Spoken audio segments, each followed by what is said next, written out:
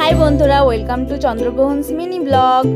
আর এখন পুজোর সময়, তাই জন্য এখন বাড়িঘর বাগানো হচ্ছে। আর এটা হচ্ছে আমার ছোটবেলার কাঁথা, দেখতেই পাচ্ছ। আর এই যে আমার ঘরের অবস্থা এরকম, ঠিক আছে।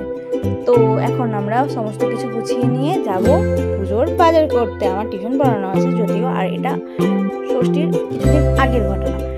এটা হচ্ছে আমি পুজোর বাজার করতে গেছিলাম দিদিকে নিয়ে। তারপর মিন্ত্রা থেকে একটা পার্সেল এসেছিল, এই পার্সেলটা রিসিভ করেছি। এই পার্সেলটা গিফট পার্সেল। হ্যাঁ, যারা আমার বড় ব্লগ দেখেছো তারা জানো যে জন্মদিনে আমাকে কেউ একজন কাপ গিফট করেছিল, সেটা শাড়িতেও। আর এটা ষষ্ঠীর দিন, এই যে দুর্গা ঠাকুর প্রতিমা চলে এসেছে, কিন্তু এখনো পর্যন্ত সেটা হয়নি। তারপর পরের দোকান গেছিলাম, আর এই বেল্লিকরণের আলপনা দেওয়াও কমপ্লিট, পুজো বসে গেছে। তারপর মণ্ডপে গেছিলাম, মেন মণ্ডপেও পুজো আলপনা দেওয়া হয়ে গেছে। আর এটা হচ্ছে দিন সকালবেলায় বাড়ি আনতে গেছিলাম। বাড়িও আস্তে আস্তে আমি ফটো তুলেছি, ভিডিও করেছি। এই যে মায়ের সঙ্গে একটা ফটো তুলেছি, খুব সুন্দর।